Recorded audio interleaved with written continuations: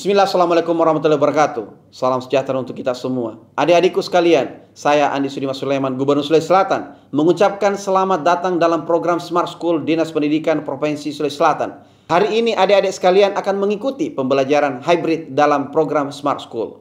Aplikasi Smart School adalah sebuah pendekatan dengan tetap mengedepankan sebuah pendidikan dengan digital approaching, untuk kemudian mengedepankan kualitas dan mutu pendidikan yang diterima siswa secara seragam di seluruh wilayah Sulawesi Selatan, termasuk di pelosok-pelosok. Program ini bukan hanya memberikan kepada adik-adik sekalian pengalaman belajar yang baru, namun juga memberikan fasilitas kebutuhan dengan fitur bermanfaat seperti rekaman video pembelajaran yang dapat diulang, trik-trik penyelesaian soal, ujian-ujian, serta sarana konsultasi pembelajaran dari guru-guru terbaik di Sulawesi Selatan. Sering-sering mengakses aplikasi Smart School melalui gawai yang adik-adik sekalian miliki di setiap kesempatan yang dimiliki. Untuk seluruh adik-adikku sekalian yang saya cintai, saya banggakan, selamat belajar dan semoga ilmu yang didapatkan bermanfaat untuk menambah pengetahuan pendidikan adik-adik sekalian. Salam kita pada salam. Assalamualaikum warahmatullahi wabarakatuh. Salam sejahtera untuk kita semua.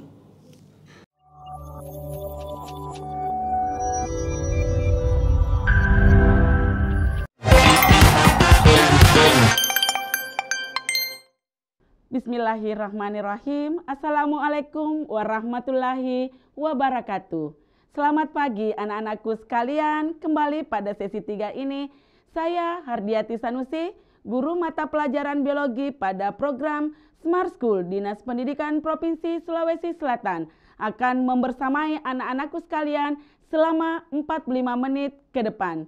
Mari kita bersama tingkatkan kualitas pendidikan di Sulawesi Selatan dengan mendukung program Smart School Dinas Pendidikan Provinsi Sulawesi Selatan. Jadilah generasi Smart School, generasi berkarakter cerdas Ki.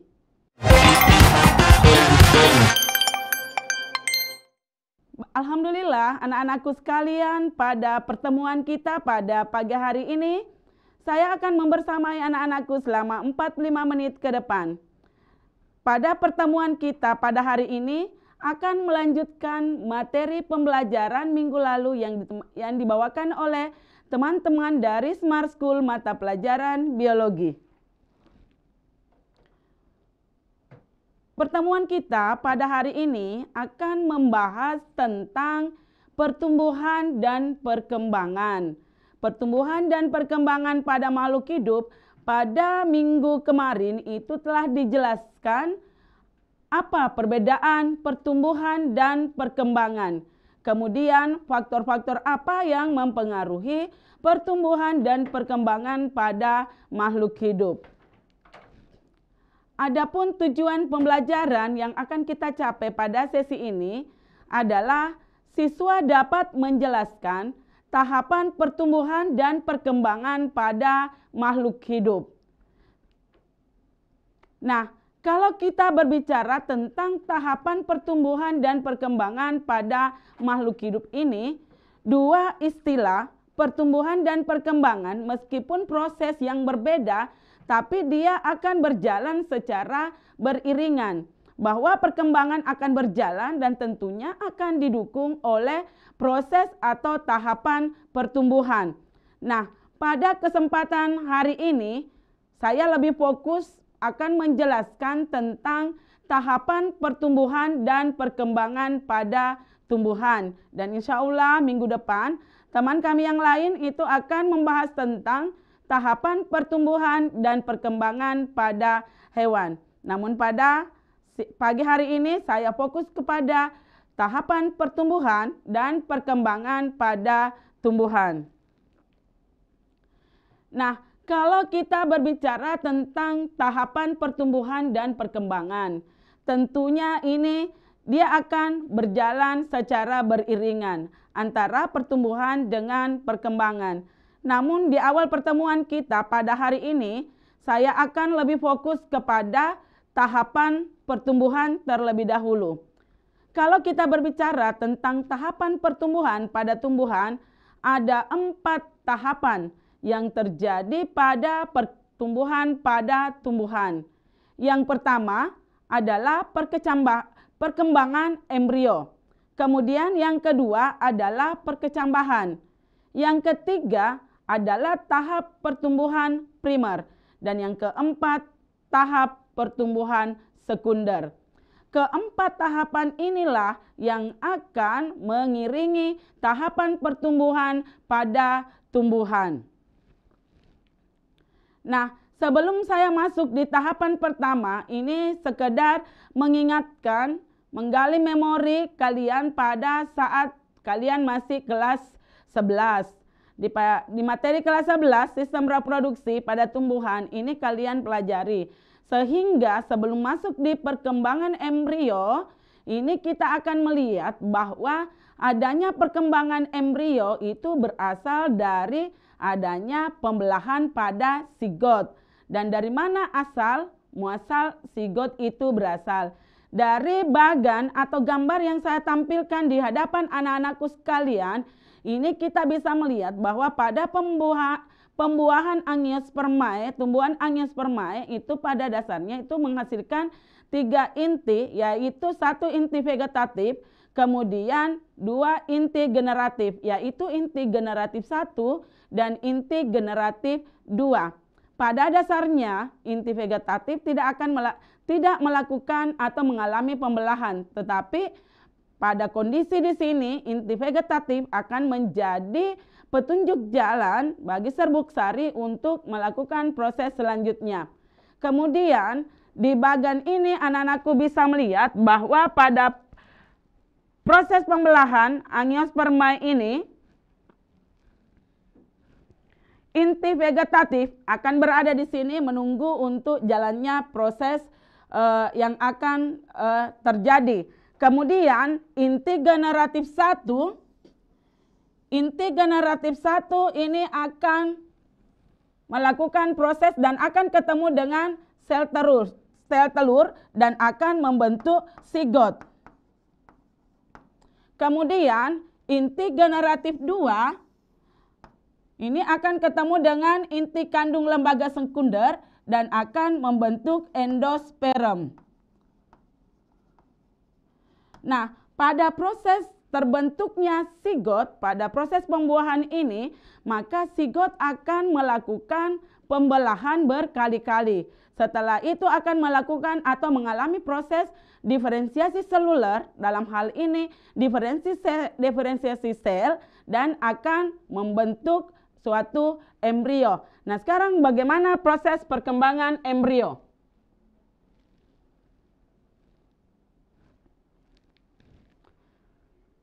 Perkembangan embrio yang kita kenal dalam kehidupan sehari-hari itu biasa kita kenal dengan istilah embriogenesis. Embriogenesis itu mencakup proses bagaimana terbentuknya embrio atau perkembangan embrio.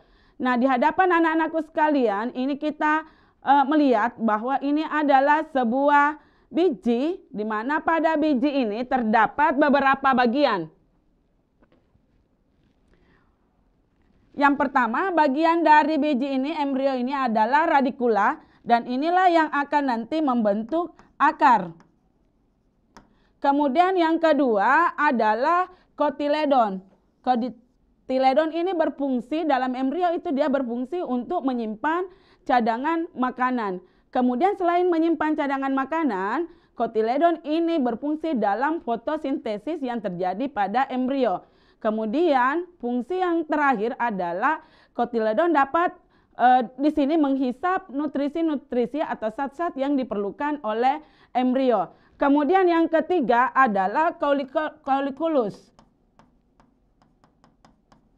Cauliculus ini terdiri dari epikotil dan hipokotil. Ini adalah proses perkembangan embrio dan pada akhirnya nanti ini akan melakukan suatu proses. Kemudian tahapan yang kedua dalam pertumbuhan pada tumbuhan itu adalah proses perkecambahan. Pasti anak-anakku di sini semua pernah melihat bagaimana sebuah biji itu akan mengalami proses yang namanya proses perkecambahan. Apa itu proses perkecambahan? Proses perkecambahan itu adalah proses pertumbuhan embrio dan bagian-bagian biji lainnya yang mempunyai kemampuan untuk tumbuh secara normal menjadi tumbuhan baru. Itu yang dimaksud dengan perkecambahan. Kemudian berdasarkan jenisnya, perkecambahan itu terbagi atas dua.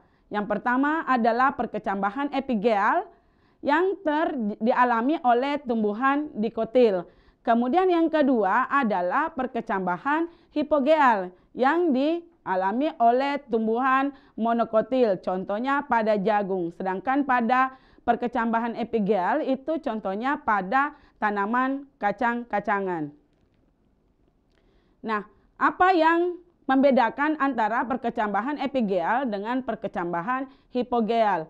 Pada perkecambahan epigeal yang terjadi pada tumbuhan dikotil, ini bisa kita lihat dari struktur biji yang ada, di mana pada struktur biji dari tumbuhan dikotil ini tersusun atas kulit biji pada bagian luar, dan ini yang akan melindungi bagian-bagian dari embrio itu. Kemudian terdapat plumula yang akan berkembang menjadi tunas.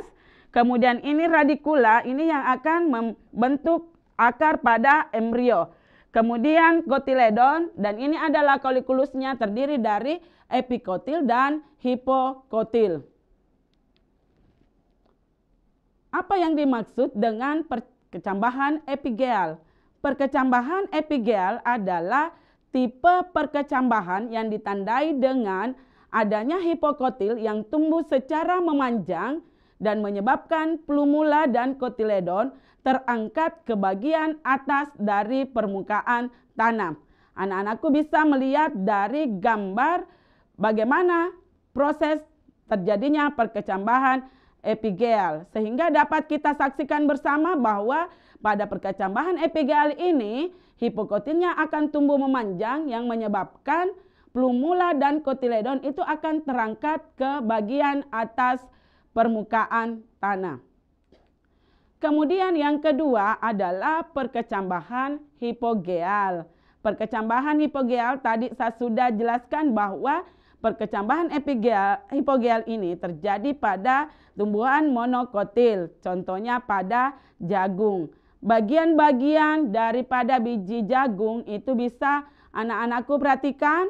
Di sini juga terdapat radikula, kemudian ada endosperm, kemudian kulit biji, jaringan buah, kemudian ada koleorisa, plumula, koleoptil, dan kotelodon. Inilah yang akan nanti berproses yang akan melakukan pertumbuhan pada embrio. Apa yang dimaksud dengan perkecambahan hipogeal? Perkecambahan hipogeal itu adalah perkecambahan di mana kotiledon tidak dapat terangkat ke permukaan tanah, sehingga hipokotilnya itu tidak bisa terlihat. Pada saat epikotil memanjang, plumula akan tumbuh ke permukaan tanah dan menembus kulit biji. Itu yang terjadi pada perkecambahan hipogeal. Nah, tahap yang di sini pada proses perkecambahan antara perkecambahan epigeal dengan hipogeal, perlu saya memberikan penekanan bahwa awal dari proses perkecambahan itu adalah masuknya air ke dalam biji yang biasa kita kenal dengan istilah proses imbibisi. Nah, yang kita lihat dalam kehidupan sehari-hari, misalnya kita melihat biji kacang tanah, kemudian biji jagung dan sebagainya, ketika dalam melalui proses dari muda kemudian menjadi biji yang lebih tua, itu pada dasarnya dia dalam keadaan dormansi, artinya dalam masa istirahat. Sehingga dengan adanya air yang masuk ke dalam biji, itu akan merangsang aktifnya enzim-enzim yang ada di dalam embrio, sehingga itu akan memicu proses perkecambahan. Dan tentunya dalam hal ini jumlah air atau masuknya air ke dalam biji itu akan menentukan bagus atau tidaknya perkecambahan yang terjadi pada suatu biji. Kemudian yang ketiga adalah pertumbuhan primer. Apa yang dimaksud dengan pertumbuhan primer? Pertumbuhan primer itu adalah pertumbuhan yang terjadi akibat aktivitas jaringan meristem primer atau biasa disebut dengan meristem apikal. Jadi pada pertumbuhan primer yang akan beraktivitas ini adalah meristem apikal. Sehingga akibat dari adanya aktivitas meristem apikal itu menyebabkan batang dan akar tumbuh memanjang. Untuk pertumbuhan primer pada akar, pertumbuhan primer pada tumbuhan ini saya bagi menjadi dua tahapan, yaitu pertumbuhan primer pada ujung akar dan pertumbuhan primer pada ujung batang. Yang pertama adalah pertumbuhan primer pada ujung akar. Pertumbuhan primer pada ujung akar itu terdapat 3 titik tumbuh atau 3 zona, yaitu yang pertama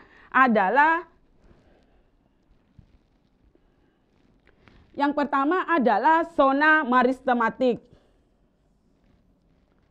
Zona meristematik ini biasa kita kenal dengan istilah zona pembelahan.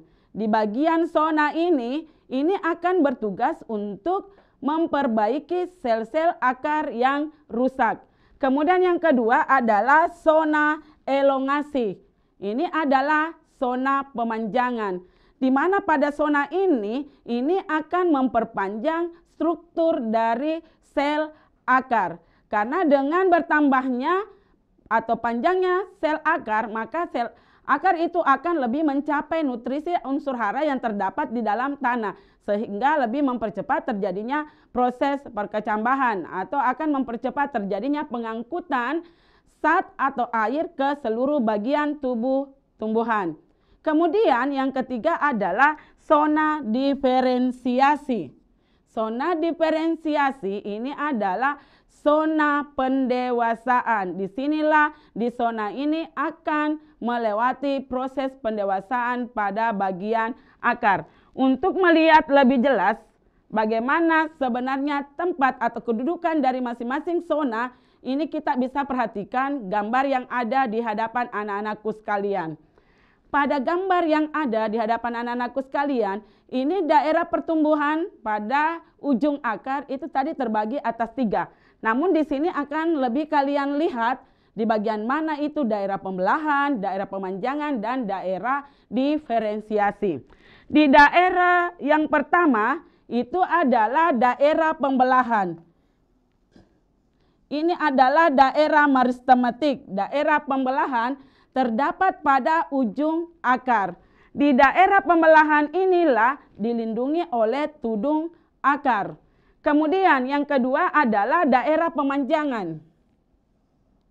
Daerah pemanjangan, sel-sel pada daerah pemanjangan ini akan mengalami perubahan volume sehingga menyebabkan akar akan bertambah besar dan akan bertambah panjang. Kemudian yang ketiga adalah titik atau daerah diferensiasi. Pada daerah diferensiasi ini, sel-selnya akan berdiferensiasi dan akan membentuk jaringan yang lain. Inilah yang bisa kita lihat dari daerah pertumbuhan pada ujung akar. Kemudian yang kedua adalah pertumbuhan primer pada ujung batang. Bagaimana pertumbuhan primer pada ujung batang? Di pertumbuhan pada ujung batang itu juga terbagi atas 3 zona atau daerah pembelahan. Yang pertama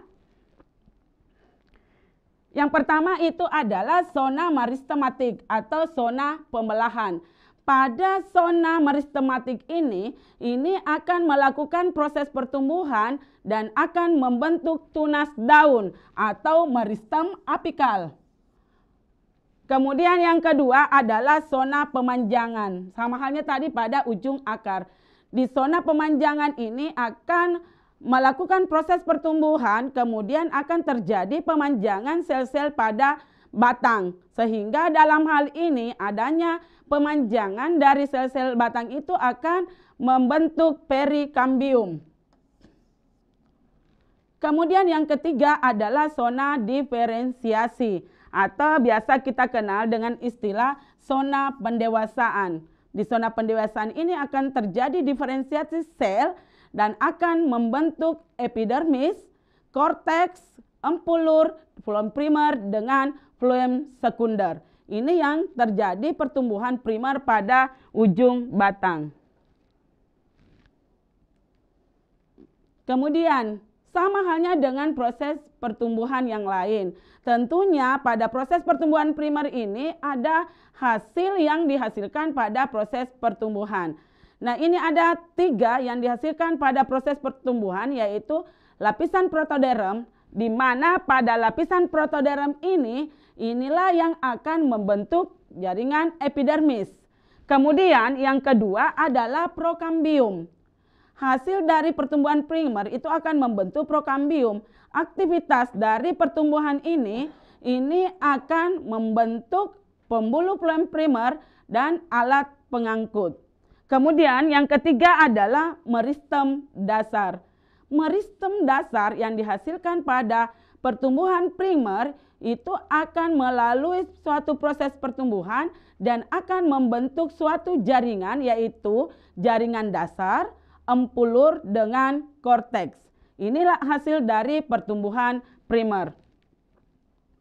Kemudian kita lanjut yang keempat adalah pertumbuhan sekunder.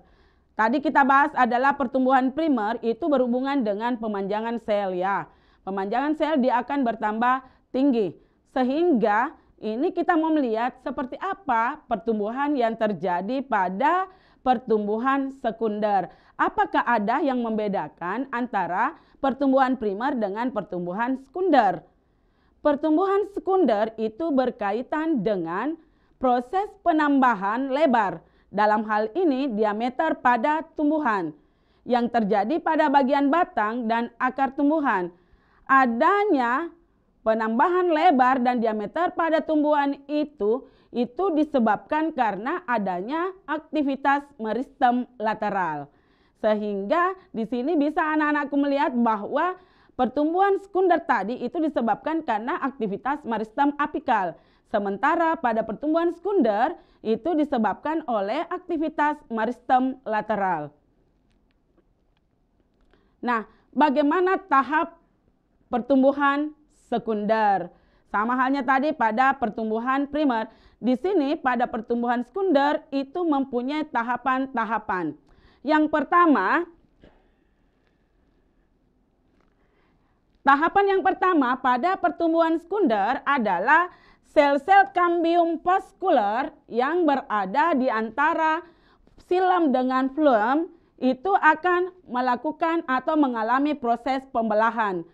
Pada saat sel kambium vaskuler itu mengalami proses pembelahan, itu dia akan melakukan pembelahan ke dalam 2 tahapan atau cara. Ketika sel kambium vaskuler melakukan pembelahan ke dalam, maka akan menghasilkan xilem sekunder.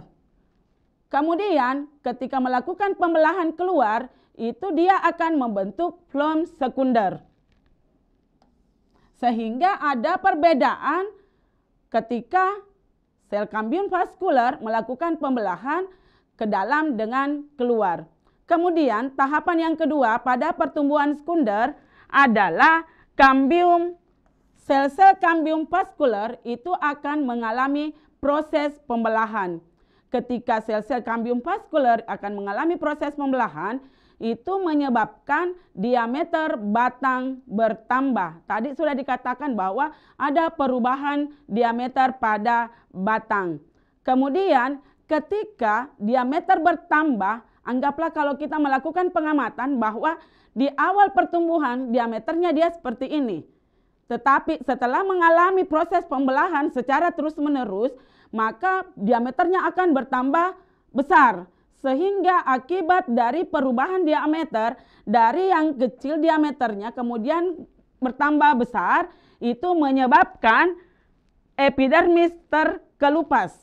Karena semakin banyak epidermis itu terkelupas, itu akan menyebabkan epidermis akan mati. Nah, untuk melaksanakan proses regenerasi selanjutnya, maka di sini kambium gabus ini akan melakukan proses pembelahan untuk mengganti epidermis yang telah terkelupas tadi atau yang mengalami kematian. Itulah tadi tahapan dari pertumbuhan sekunder.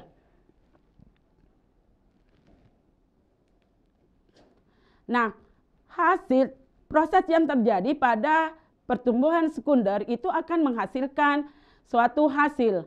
Pada kehidupan sehari-hari biasa kita melihat ketika tanaman ditebang, kemudian kita melihat dari diameter batang atau lingkaran batangnya itu, di situ kita akan menyaksikan terjadinya atau ada yang kita lihat itu berupa lingkaran, sehingga tahapan ini kita kenal dengan istilah lingkaran tahun yang merupakan hasil dari pertumbuhan sekunder.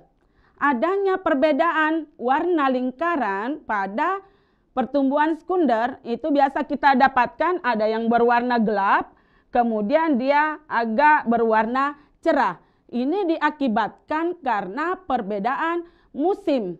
Perbedaan musim yang terjadi sehingga pada proses pertumbuhan sekunder ini ada perbedaan warna pada lingkaran yang muncul pada suatu batang atau terjadinya pertumbuhan sekunder.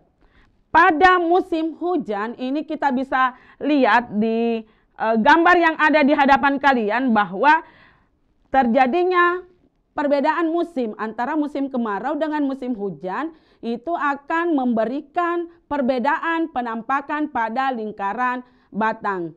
Pada musim hujan karena kondisi penyerapan air banyak, maka pembelahan kambium akan terlaksana secara cepat karena penyerapan air juga akan cepat. Sehingga dalam hal ini lingkaran yang terjadi, lingkaran tahun itu dia akan tebal.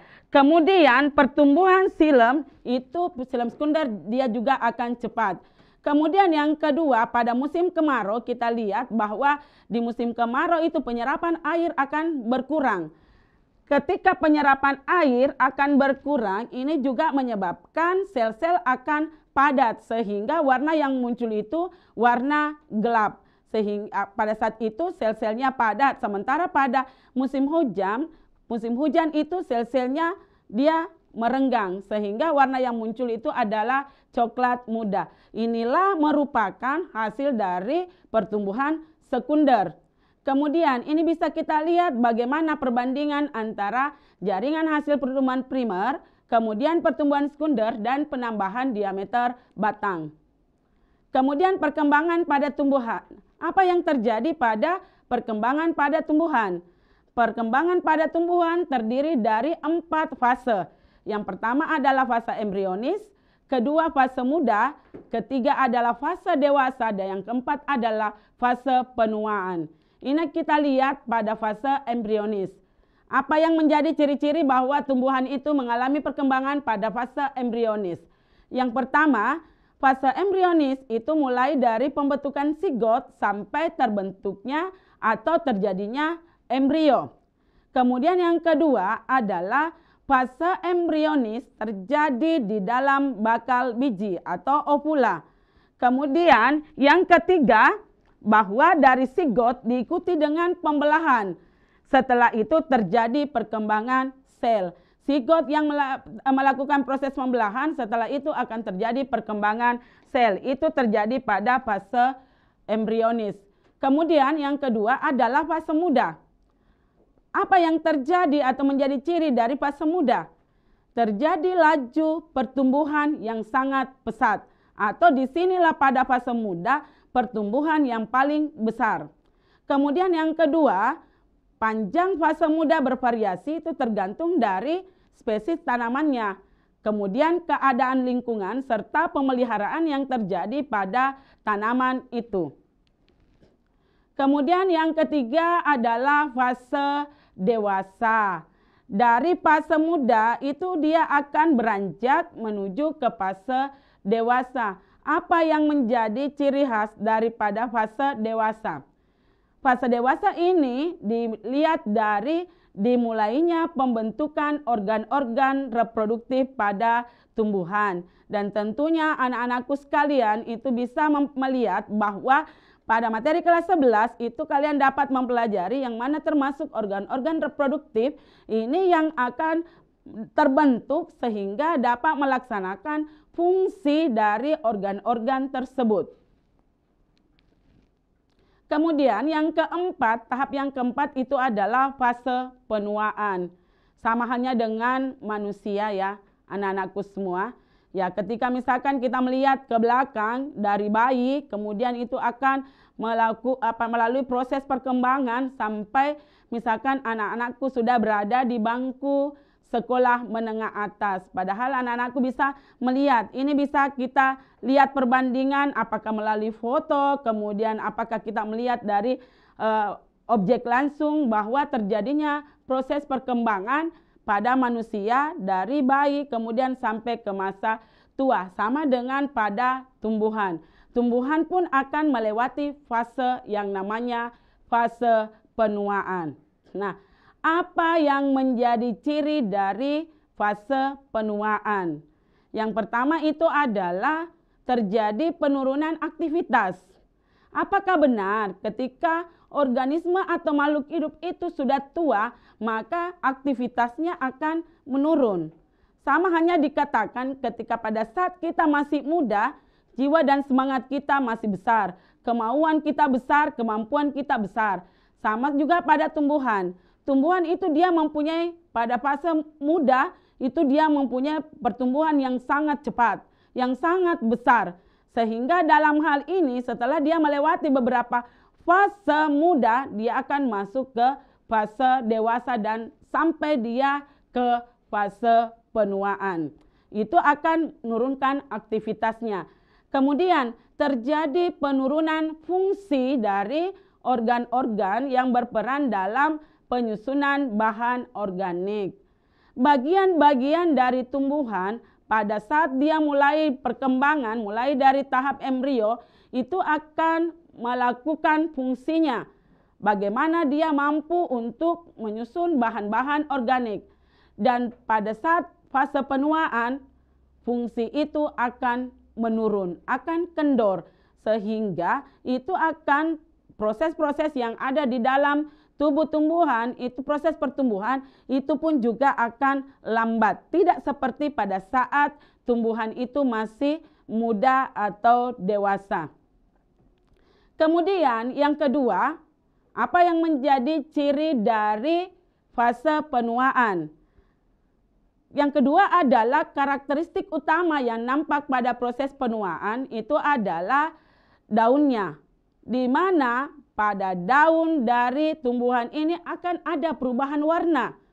Akan ada perubahan warna daun yang misalnya pada awalnya itu daunnya adalah berwarna hijau, kemudian akibat dari mengalami masa penuaan maka daunnya akan kekurangan klorofil. Sedikit-sedikit klorofilnya akan berkurang sehingga pada fase ini ditandai oleh fase penuaan. Sehingga dalam proses perkembangan pada tumbuhan ini kita bisa melihat bahwa bukan hanya manusia yang mengalami proses perkembangan, tetapi pada pertumbuhan, pada saat kita keluar ke lingkungan kita keluar di kelas, kemudian kita mengamati tumbuhan ini, apakah dari keempat fase ini ada pada tumbuhan yang selalu kita amati. Apalagi misalkan ketika sekarang kalian berada di kelas 12, di kelas 10, oh saya lihat tumbuhan ini seperti ini.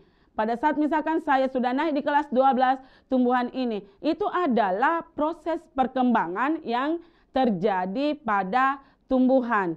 Dan inilah yang akan dialami oleh tumbuhan dalam melaksanakan proses perkembangannya. Sehingga dalam hal ini, selain dari proses pertumbuhan tadi, maka tumbuhan juga akan mengalami proses perkembangan. Lepas dari pertumbuhan primer, maka dia akan masuk ke proses perkembangan. Dan itu dia akan berjalan secara beriringan dan saling berkaitan dengan yang lainnya antara pertumbuhan dan perkembangan. Seperti juga yang dijelaskan oleh teman kami minggu lalu bahwa ya faktor-faktor yang mempengaruhi pertumbuhan itu ada beberapa macam. Faktor yang terlibat dalam pertumbuhan dan perkembangan inilah yang akan menentukan bagaimana pertumbuhan dan perkembangan pada tumbuhan itu selanjutnya. Mulai dari pertumbuhannya, Kemudian perkembangan selanjutnya seperti apa, bagaimana berfungsinya organ-organ reproduktif yang ada di dalam tubuh tumbuhan. Saya akan memberikan kesimpulan pada pertemuan kita pada hari ini. Dari materi yang saya sampaikan, mulai dari pertumbuhan pada tumbuhan, kemudian perkembangan pada tumbuhan, kesimpulan yang pertama yang bisa saya sampaikan bahwa tahapan pertumbuhan pada tumbuhan terdiri dari tahapan perkembangan embrio, perkecambahan, pertumbuhan primer, dan pertumbuhan sekunder. Yang kedua, perbedaan tipe perkecambahan epigel dan hipogeal adalah letak dari kotiledonnya, di mana epigel itu ditandai dengan munculnya kotiledon ke permukaan tanah. Sementara pada perkecambahan hipogeal itu ditandai dengan kotiledon tetap berada di bawah permukaan tanah. Kesimpulan yang ketiga, pertumbuhan primer terjadi akibat aktivitas jaringan meristem apikal. Sedangkan pada pertumbuhan sekunder, pertumbuhan sekunder itu terjadi akibat dari adanya aktivitas meristem lateral, sehingga menyebabkan terjadinya perubahan atau penambahan lebar atau diameter batang. Kemudian yang keempat, perkembangan pada tumbuhan itu meliputi fase embrionis, kemudian fase muda, fase dewasa, dan fase penuaan. Ini adalah kesimpulan yang bisa kita sampaikan pada pertemuan kita pada hari ini. Nah, untuk mengecek apakah materi yang saya sampaikan pada pagi ini dapat diterima baik oleh anak-anakku sekalian, kita melihat contoh soal yang ada di hadapan anak-anakku sekalian. Ayo kita kerja bersama ya. Nah, perhatikan soal yang pertama. Soal yang pertama yang saya munculkan adalah soal sebab akibat. Ada petunjuk dari pengerjaan soal.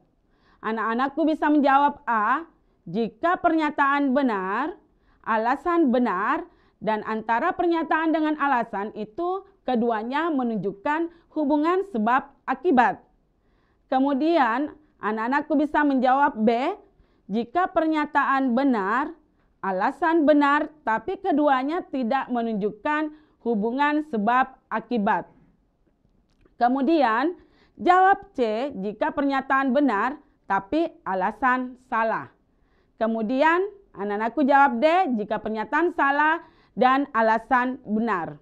Dan Nanda jawab E jika pernyataan salah dan alasan salah. Nah, sekarang kita lihat dari soal yang ada pada nomor 1. Pada soal nomor 1, batang tumbuhan monokotil dapat membesar akibat adanya aktivitas kambium. Sebab kambium merupakan jaringan yang berperan terhadap pertumbuhan sekunder batang. Ini adalah pertanyaan nomor 1. Ada yang mau menjawab, anak-anakku sekalian? Bisa menjawab, bisa raise hand atau menjawab melalui kolom chat dari soal yang ada pada soal nomor 1. Ini ada pertanyaan menunjukkan hubungan sebab akibat. Dari SMA 18 Makassar, kelas 12 IPA 3, jawabannya D. Ada yang mau langsung untuk menjawab dari soal yang diberikan?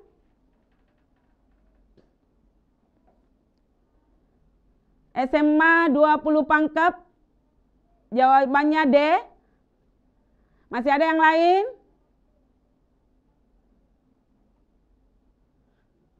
Nah, perhatikan daripada soal yang ada di hadapan anakku sekalian. Ini kita melihat pernyataan. Batang tumbuhan monokotil dapat membesar akibat adanya aktivitas kambium. Inti dari soal ini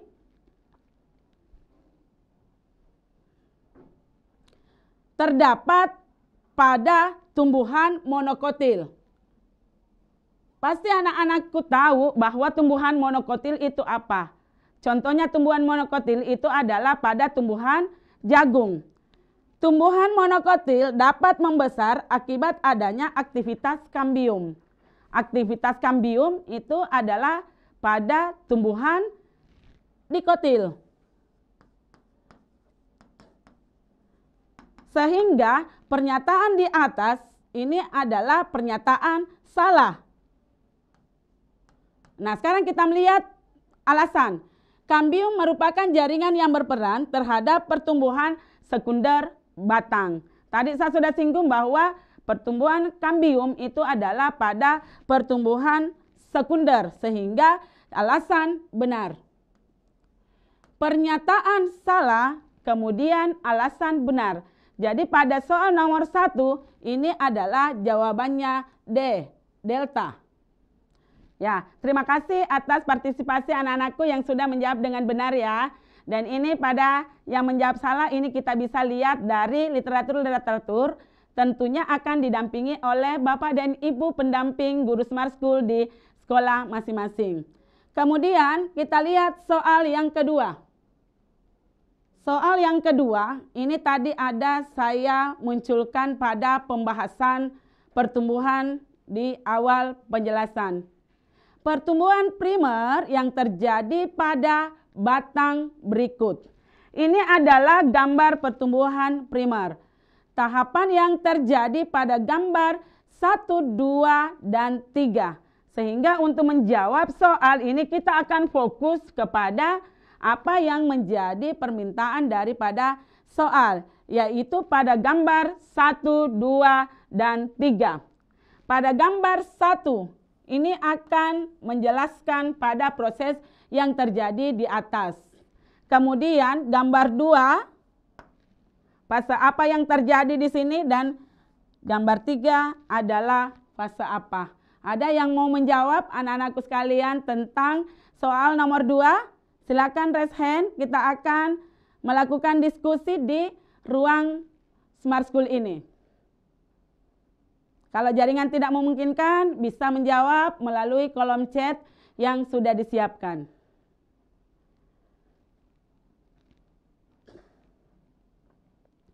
Ada yang mau menjelaskan dari soal nomor 2?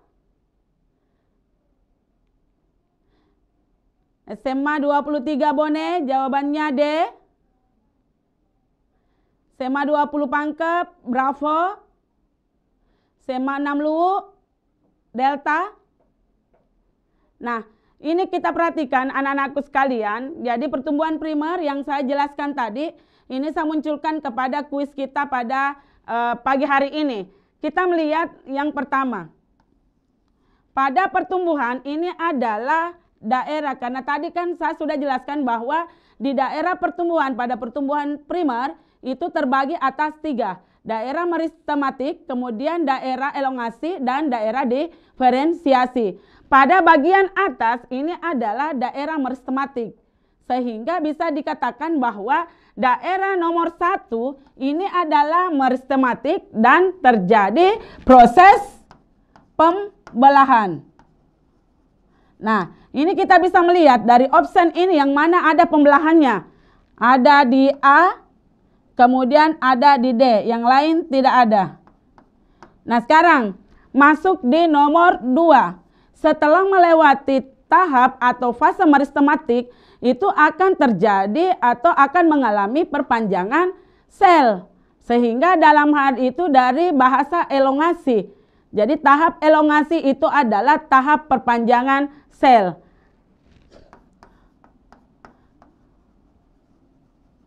Atau pemanjangan sel. Kemudian yang ketiga, ini adalah tahap diferensiasi atau pendewasaan.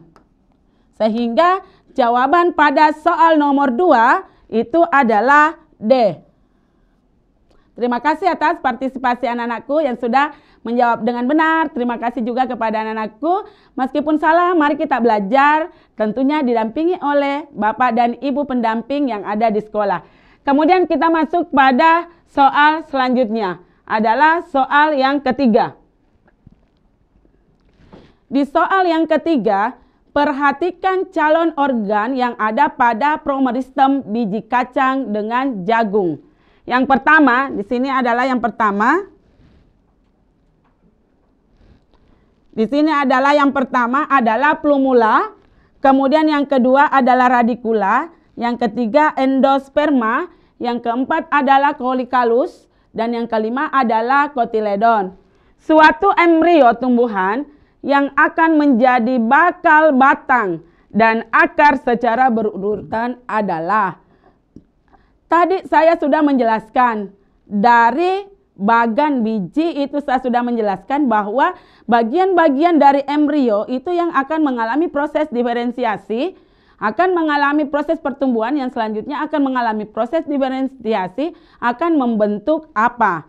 Nah, ini kita melihat embrio yang akan menjadi bakal batang. Bakal batang, apa yang ada di bagian daripada promeristem. Jadi ketika yang akan menjadi bakal batang itu adalah collicalus. Tadi collicalus itu terdiri atas dua, epikotil dengan hipokotil. Kemudian yang akan menjadi bakal akar itu adalah radicula. Sehingga jawaban di sini adalah bakal batang ditunjukkan oleh collicalus atau nomor 4 dan akar ditunjukkan oleh radicula. Jadi jawaban yang benar adalah 4 dan 2. Berarti jawabannya adalah D. Sehingga dalam hal ini anak-anakku sekalian, terima kasih atas partisipasinya dalam membahas soal-soal yang kami tampilkan pada materi pertumbuhan dan perkembangan pertumbuhan pada hari ini.